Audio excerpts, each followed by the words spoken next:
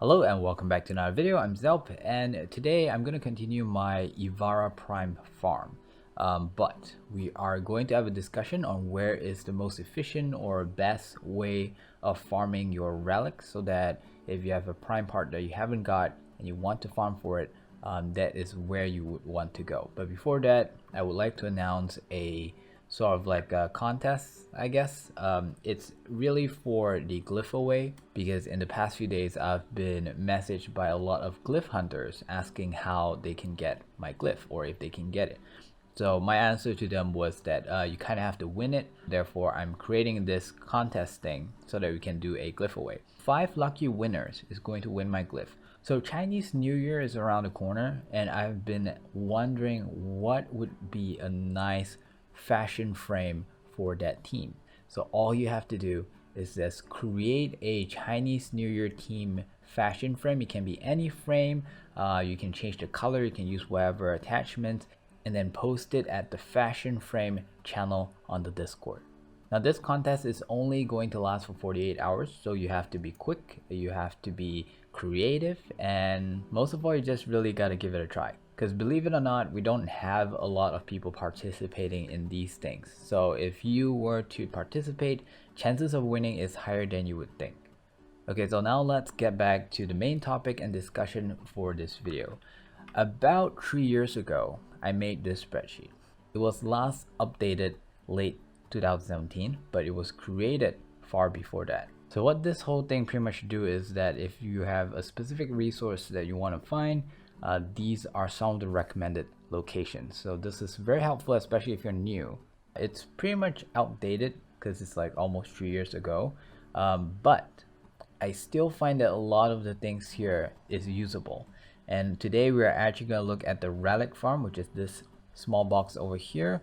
And according to this, is that if you want to get live relic, you want to go to Tikal on Earth. If you want to go for Meso, you can go for Jupiter Io. Then if it's Neo, you want to go Cine or Hydron, it can be these. If you want to go for an XT relic, then you have Cine, Hydron as well. I believe the highlighted ones is the one that is faster. We also have like a small little recorded time of how fast we could do. But probably right now with newer frames, better weapons, you might even be able to do it way faster than what we have recorded back then. Now the discussion for today and what I kind of want you guys to help me with is to look at this list and ask yourself, is this where you would go if you were to farm relics? If it's not, maybe give it a try. And if it's better, let me know. If it's not better and you feel like you have a better place to be farming whatever relics that is, let me know down in the comments so that I can try it out and maybe potentially update this spreadsheet. Now the link to this piece of shit is going to be down in the description. There are a lot of other stuff which I feel like you really don't need to click on, like some things. Oh, there's like some spoiler stuff. This is more or less a checklist. This is also somewhat of a checklist. You really don't have to go through them, but if you want to, you can take a look. The main important one is probably the resource farming page, which is this one. Because this is probably the one that is going to help a lot of people, especially if they're new and they don't know where to go to get what. And today we are focusing on relics. Now just a quick note, because I think I remember something about this. The reason why I picked Saturn for Meso instead of Jupiter Io is because even though this one has a higher drop rate, it's because this one is a huger or bigger map and it's less convenient, and it's also a little bit slower because you have to wait for the time for the enemy to walk towards you.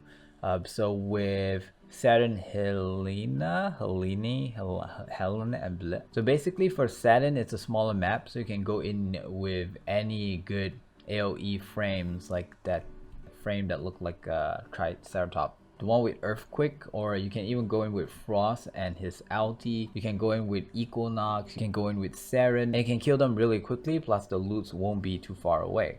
There's also a link down here which I think is up to date, because I checked it with one of the relics that came out not too long ago, which is the Ivara one. So by searching Cine, you can see that there is a XC-A9, which is the one that I'm looking for. So yeah, let me know what you guys think down in the comments, and if there's anywhere consistent that I should try when getting relics. Okay, so as per the spreadsheet, I'm going Cine to be farming for my final Ivara system, which comes from a relic XC-A9. The sad part is that it only drops at rotation B and C. So for a mission like this, which is an interception, the first two is going to be rotation A. So we kind of have to get to the 4th round. Interception is just really hard to do solo. And also, we kind of have to do this for 4 rounds. So I should have waited there. I did this a few times, I think yesterday, no, not yesterday, day before that. And I realized that they actually added some really cool stuff, like the notification. I remember back in the days, I don't even know if someone is capturing one of the towers, if the enemy is capturing, because it blinks, but it's a very subtle bling, and it's hard to tell.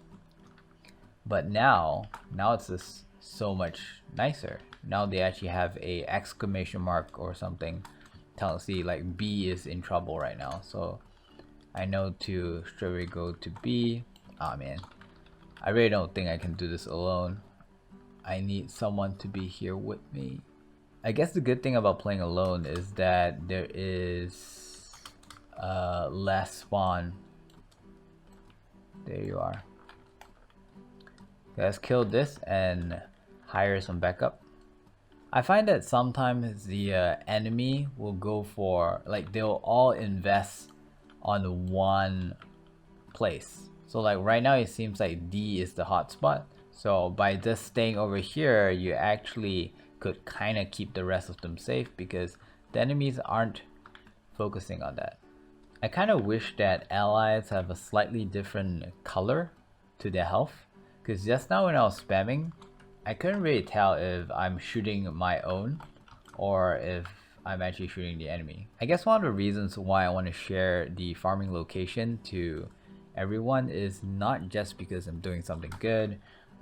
It's also for a selfish reason, because if more of you guys know where to go, then when I go, there'll be more people there.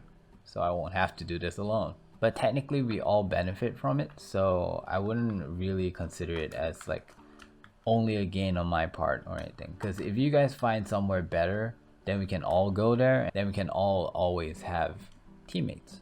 So right now I'm trying to figure out where they're trying to focus, but it seems to be all over the place. I feel like one of the general rule is that they will go for the first one that you hack. Until that is taken, then I don't really know what happens next. So I remember like back in the days we did Hydron a lot, and Hydron does drop axes as well. But a lot of people have been using Hydron for experience, and what happens is that when they have enough experience they extract. They don't really want to stay on, and instead we always end around like wave 2 or 1. So what happened is that I ended up getting a lot of Neo and very little Axie. Oh no, they're working together. Do they get smarter as higher rotation comes in? Like maybe in the lower rotations they'll all go to one point at a time, and then as you progress higher up it becomes harder because they'll start splitting up, so you can't, at least you can't solo it. What do you guys think? Like, do you want to be able to do everything yourself, or do you think that it's actually better that DE should make more gameplays which sort of like promotes or makes people have to play together? One of the small things that I feel Warframe has as a problem is that they don't really have a place for socializing, or rather there's no reason to be at those places. So people just ended up not making friends, doing everything themselves. Now there are some games that I find does this really well, is where you can't actually go into missions yourself in in like a very isolated place, like the Orbiter, for example. So what they have is that they have this lobby where people go in order to queue up for the missions that they want to be doing. And that just makes things so much more convenient for people to meet each other. So there'll be people talking to each other while they're waiting to queue up, or there'll be people there looking for party. So what do you guys think of this idea? If they made every single planet a lobby where you have to go there in order to do a mission on that planet. So yeah, basically imagine you're on your orbiter and you want to do something on Earth, for example. So you have to go to a specific location on Earth and then queue which mission you want to do. And you're going to meet a lot of other people there, all the other players that want to do an Earth mission. It's sort of like our current relay, but compulsory. It sounds like a lot of limitations, but I feel like in the long run, it might actually be a good thing for the social aspect of the game. Just a friendly thought. Let me know what you guys think. I don't know about you guys, I kind of enjoy our little talks, and maybe one day we'll like compile a list and I will legit personally email it to DE and see what they say. Like I'll go like, we have like an X number of players who agree to this list of things that might help Warframe. Okay, do we have a A9? No, we got an A6 instead. I'll keep doing this, but I think that is it for this video. Let me know what are your thoughts. If you want to join the Glyphaway, don't forget to also look for the link for Discord down at the description. That's it from me. I'll see you guys tomorrow. Bye bye.